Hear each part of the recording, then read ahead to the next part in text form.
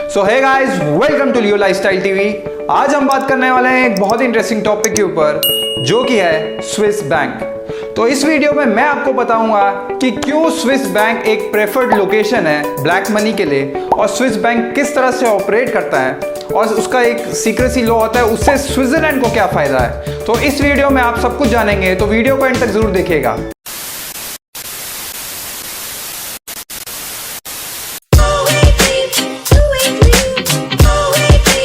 दो 2014 के election campaign में प्राइम मिनिस्टर मोदी ने कहा था कि मैं सारा काला धन स्विस बैंक से लेके आऊंगा और सबके बैंक अकाउंट में 10 लाख रुपए डालूंगा। तो क्या ये पॉसिबल हो सकता है, या फिर ये पॉसिबल होगा तो कैसे होगा, और अब तक क्या सिचुएशन, क्या करंट स्टेटस है इसकी। स्विस बैंक के ऑपरेशंस को जानने के लिए हमें पहले हिस्ट्री में जाना पड़ेगा, जो कि 1700 सेंचुरी पे। Switzerland has been an ideal destination for investment in 1700 as well. उस टाइम पे भी कई लोग, रिच लोग जो होते थे, अमीर लोग होते थे यूरोप के, वो लोग स्विट्जरलैंड में प्रेफर करते थे अपने पैसे को जमा करने के लिए। उस टाइम पे भी एक सीक्रेसी लॉ होता था। इस सीक्रेसी लॉ को और स्ट्रिंजेंट और स्ट्रिक्ट किया गया 1934 में।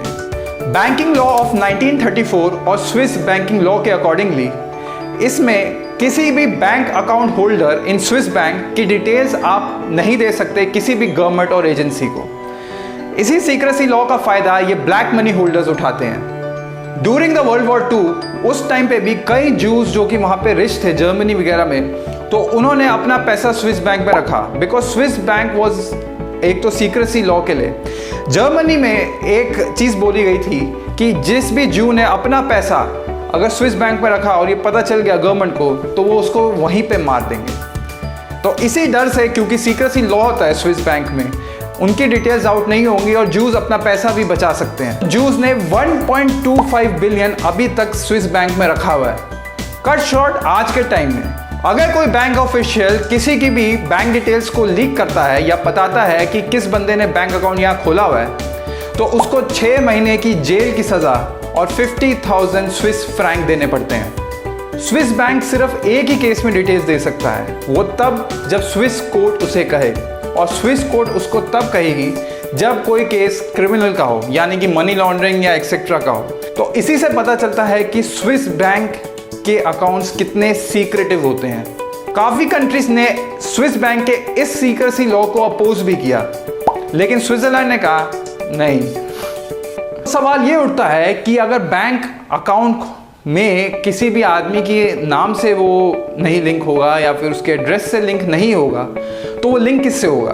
तो वो लिंक होगा एक यूनिक कोड से। पूरा बैंक स्टेटमेंट्स में जो भी आएगा उसमें कहीं पे भी उस पर्टिकुलर इंसान का नाम नहीं होगा, उसका एड्रेस नहीं होगा, सिर्फ एक यूनिक कोड होगा, और पूरी बैंकिंग ऑपरेशंस उसी यूनिक कोड से रन होगी।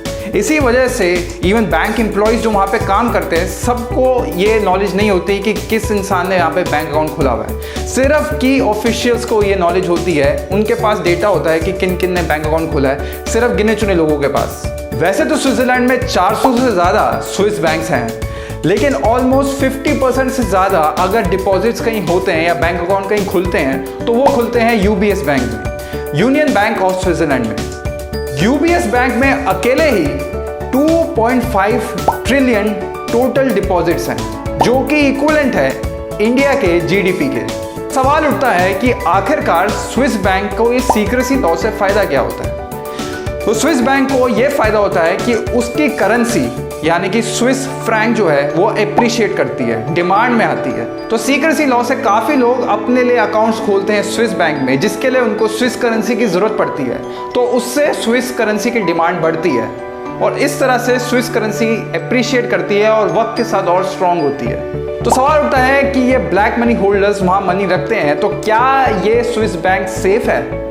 तो मैं आपको बताता हूँ कि सबसे पहले तो मैंने आपको बताया कि सीक्रेसी लॉ होता है, तो उससे काफ़ी हेल्प होती है, गवर्नमेंट और एजेंसीज को इंफॉर्मेशन लीक नहीं होती है आपकी। दूसरा ये है कि स्विट्जरलैंड का एक self impose law of neutrality है। इसका मतलब ये है कि किसी भी वॉर में स्विट्जरलैंड कोई टेक नहीं लेगा और वो एक न्यूट्रलिटी की पोजीशन होल्ड करेगा। तो स्विट्जरलैंड किसी भी वॉर में या फिर आर्म्स डीलिंग में, कॉन्फ्लिक्ट्स में इन्वॉल्व नहीं होता। अब इससे क्या होता है कि स्विस करेंसी काफ़ी स्टेबल हो जाती है तो इससे चांसेस और बढ़ जाते हैं सेफ्टी और सिक्योरिटी के, क्योंकि बाद में कन्वर्जन रेट भी एकदम से बहुत ज़्यादा नहीं गिरेगा क्योंकि स्विस करेंसी नहीं गिरेगी।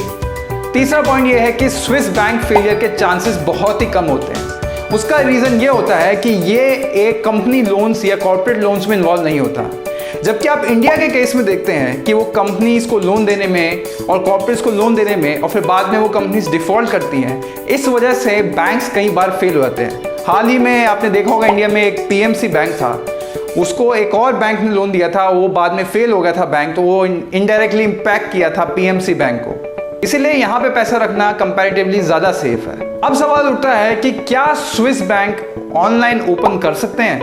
तो इसका आंसर है हाँ, आप स्विस बैंक्स को ऑनलाइन ओपन कर सकते हैं, लेकिन उसके लिए मिनिमम डिपॉजिट्स 50,000 USD होता है। 50,000 USD यानी कि 37 lakhs। और जो डॉक्यूमेंट्स यूज होते हैं स्विस बैंक को ओपन करने के लिए वो बहुत ही नॉमिनल और नॉर्मल डॉक्यूमेंट्स होते हैं, जैसे कि पासपोर्ट, आपकी क्या फाइनेंशियल स्टेटस है, क्या फाइनेंशियल स्टेटमेंट्स आपके पर्सनल, तो वो सब बेसिक डॉक्यूमेंट्स को आप दे के भी बैंक अकाउंट आराम से ऑनलाइन भी खोल सकते हैं।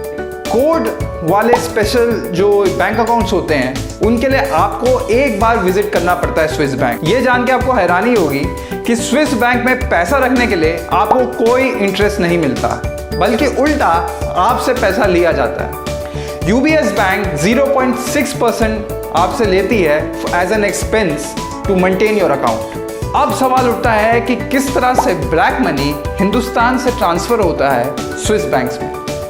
तो यहाँ पे इंडिया में कोई भी होगा, जैसे कोई इंसान होगा जो भेजना चाहता है और अपने ब्लैक मनी को, तो वो पहले यहाँ पे इंडिया में एक एजेंट ढूंढेगा, उस एजेंट को वो INR में पैसे देगा और फिर वो एजेंट उस पैसे को स्विस फ्रैंक में कन्वर्ट करेगा, अपने एजेंट को देगा और वो एजेंट उसके पर्टिकुलर स्विस बैंक में डालेगा।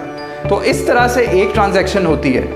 दूसरा तरीका ये होता है कि जिन कंट्रीज में टैक्स रेट्स बहुत ही कम होता है तो लोग अक्सर वहाँ पे अपनी कंपनीज खोल लेते हैं और फिर उन कंपनी से स्विस बैंक में पैसा ट्रांसफ़र करते हैं। तो इस तरह से वो पकड़े भी नहीं जाते और सीक्रेसी और मेंटेन रहती है। तो क्या इंडियन गवर्नमेंट ये particular black money Swiss bank से वापस ला सकती है या फिर उसका करंट स्टेटस क्या है?